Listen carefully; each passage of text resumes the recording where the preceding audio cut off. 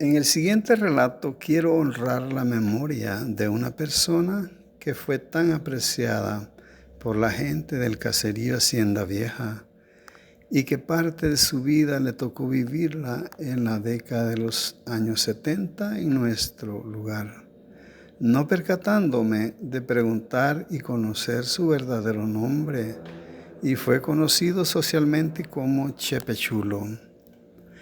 No se sabe por qué a Chepe, que era un señor que temporalmente vivía en Hacienda Vieja, le llamaban Chepe Chulo.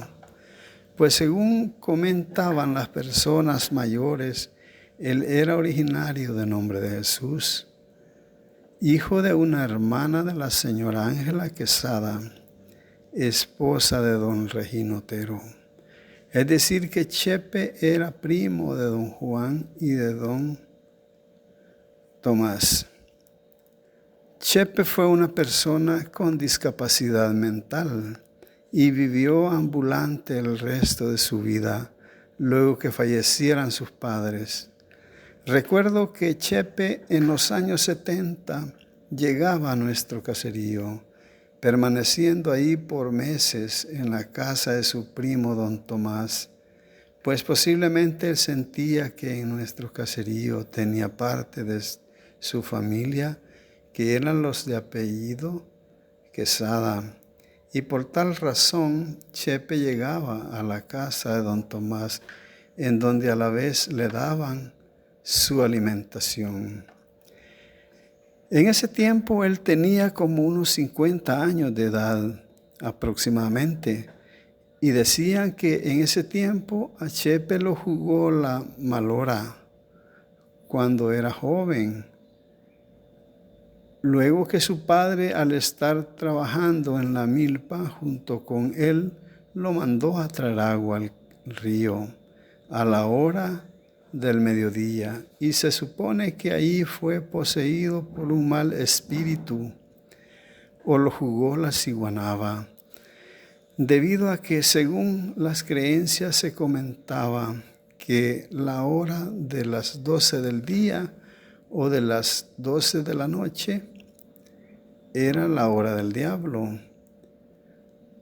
Chepe era alto de estatura y siempre portaba un machete de vuelta bajo el brazo, y fue tan servicial, y cuando estaba joven se ocupaba rajando leña en las casas donde sentía confianza, y acostumbraba a pedir cafecito cuando las señoras se encontraban cocinando.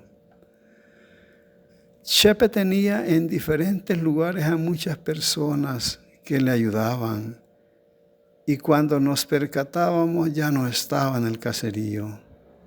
Y dentro de unos meses reaparecía con diferente ropa, sombrero y zapatos.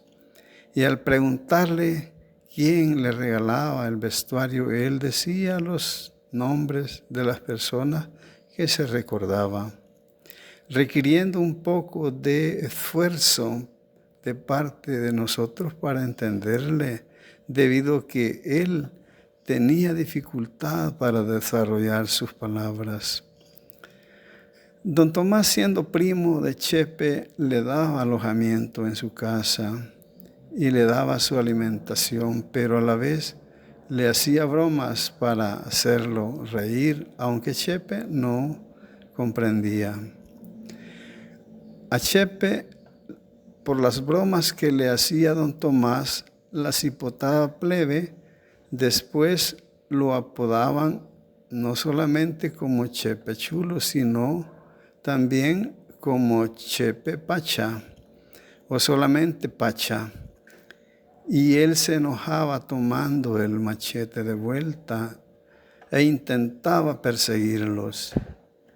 A Dios gracias, Chepe, a pesar de su limitante mental, nunca hirió con su cuma a las personas o a los niños, que eran los más vulnerables.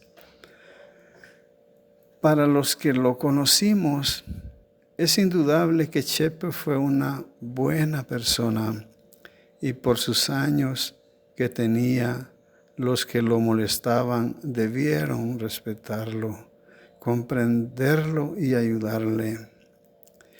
Chepe no sabía leer y a veces portaba pequeños papeles de periódico que encontraba en el suelo y simulaba leerlos. Al principio de los años 70, el caserío no contaba con servicios sanitarios y tocaba hacer las necesidades fisiológicas al aire libre, alejándose allá por el potrerito de Don Juan, en donde habían muchos almendros de río que servían para ocultarse. O en otras veces se tenía que ir al zanjón cerca del lugar llamado el Chagüite, y desde a buenas 5 de la mañana unas grandes cuchas hambrientas ya tenían marcado el lugar y la hora en donde llegaría la gente a toda prisa.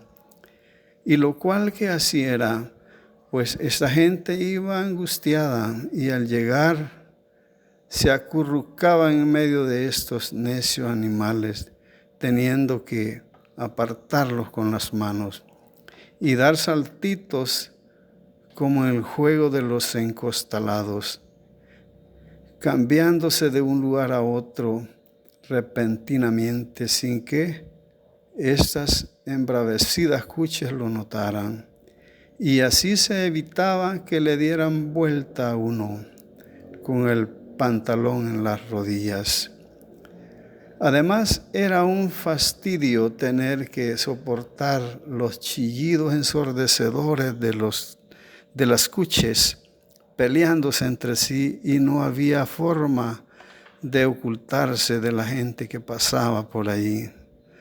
La gente que vivía cerca de este zanjón ya estaba acostumbrada a escuchar estos estruendos cuando las cuchas chillaban y se agarraban a mordiscos y se perseguían disputándose entre sí lo que querían.